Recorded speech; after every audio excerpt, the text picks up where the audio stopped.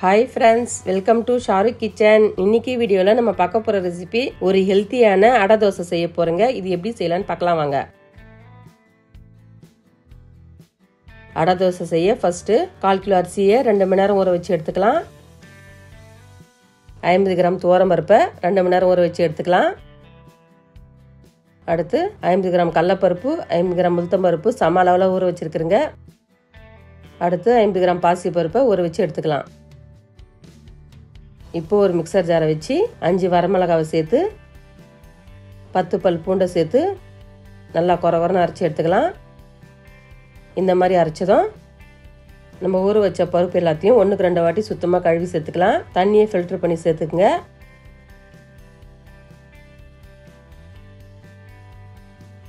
ஒரு teaspoon salt சேர்த்து இதை நல்லா அரைச்சி எடுத்துக்கலாம். கொஞ்சம் தண்ணியை சேர்த்து அரைச்சி எடுத்துக்கங்க. இந்த மாதிரி அரைச்சதும் இது ஒரு பவுலுக்கு மாற்றிக்கலாம்.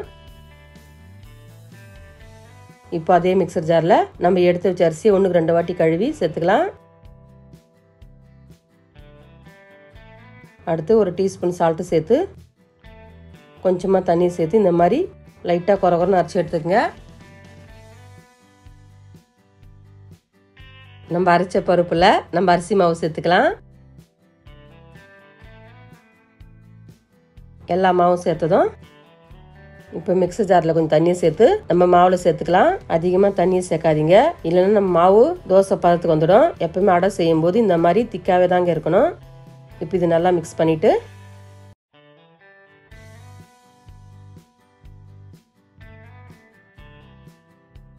இந்த அளவுக்கு இருக்கணுங்க. இப்போ ஒரு பெரிய வெங்காயத்தை பொடியாக கட் பண்ணி நல்லா க்ரஷ் பண்ணி சேர்த்துக்கலாம்.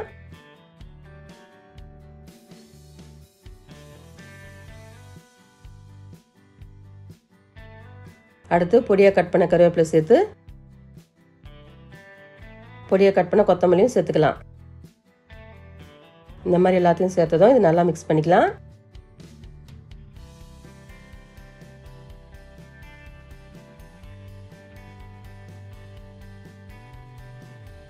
இது நல்லா மிக்ஸ் ஆனதும் 10 நிமிஷம் அப்படியே ஊறட்டுங்க. 10 நிமிஷத்துக்கு அப்புறம் தவாவை ஃப்ரீ ஹீட் பண்ணிக்கலாம். ஸ்டவ்வை லோ ஃப்ளேமில் வச்சுட்டு நம்ம ஊற வச்ச மாவை 1.5 குழிக்கு 2 அளவு சேர்த்து அடையா சுட்டு எடுத்துக்கலாம்.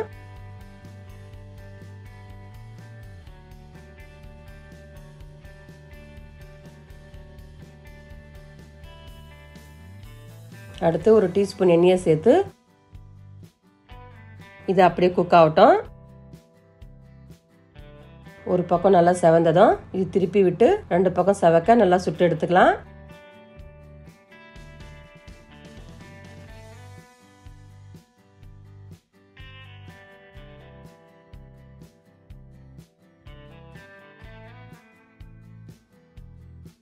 இப்போ நம்ம அடை ரெடி ஆயிடுச்சு. இது ஒரு பிளேட்டுக்கு மாற்றிக்கலாம். இதே மாதிரி எல்லா மாவையும் ரெடி பண்ணி எடுத்துக்கலாம்.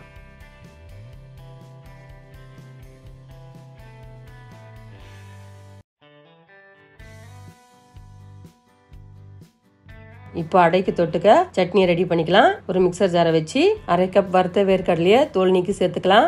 அடுத்து 1/4 கப் தேங்காய் துருவலை சேர்த்து 4 வரமிளகாவை இந்த மாதிரி கட் பண்ணி சேர்த்துக்கலாம். 6-7 பல் பூண்டு சேர்த்து கொஞ்சமாக புளியை சேர்த்து 1/2 டீஸ்பூன் சால்ட்டு சேர்த்து கொஞ்சம் தண்ணியை சேர்த்து ஃபைன் பேஸ்ட்டாக அரைச்சி எடுத்துக்கலாம். இந்த மாதிரி அரைச்சதும் இது ஒரு பவுலுக்கு மாற்றிக்கலாம். இப்போ தாளிப்புக்காக தாளிச்ச கடுகு, வரமிளகா, கருவேப்பிலை சேர்த்து மிக்ஸ் பண்ணிக்கலாம்.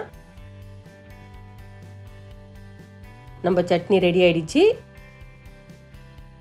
இப்போ பாருங்க, நம்ம பர்ஃபெக்டான அடை தோசை சூப்பராக ரெடி ஆயிடுச்சு. இது சாப்பிட்ற டேஸ்டும் சூப்பராக இருக்குங்க.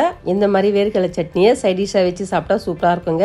நம்ம அடையில அதிகமாக பருப்பு வகை சேர்க்கறதுனால புரோட்டீன் சத்தும் நிறைய விட்டமின் சத்தும் இருக்குங்க. இந்த சத்து நிறைந்த அடை தோசை வீட்டில் நீங்களும் ட்ரை பண்ணுங்க. இந்த டேஸ்ட் எப்படி சொல்லிட்டு கமெண்ட் பாக்ஸில் கமெண்ட் பண்ணுங்க. இந்த வீடியோ உங்களுக்கு பிடிச்சிருந்தா லைக் பண்ணுங்க, ஷேர் பண்ணுங்க, சப்ஸ்கிரைப் பண்ணுங்க, பக்கத்தில் பெல் பட்டனை கிளிக் பண்ணுங்க. இதே மாதிரி புது புது ரெசிபி மீண்டும் பார்க்கலாம். தேங்க்ஸ் ஃபார் வாட்சிங். நன்றி, வணக்கம்.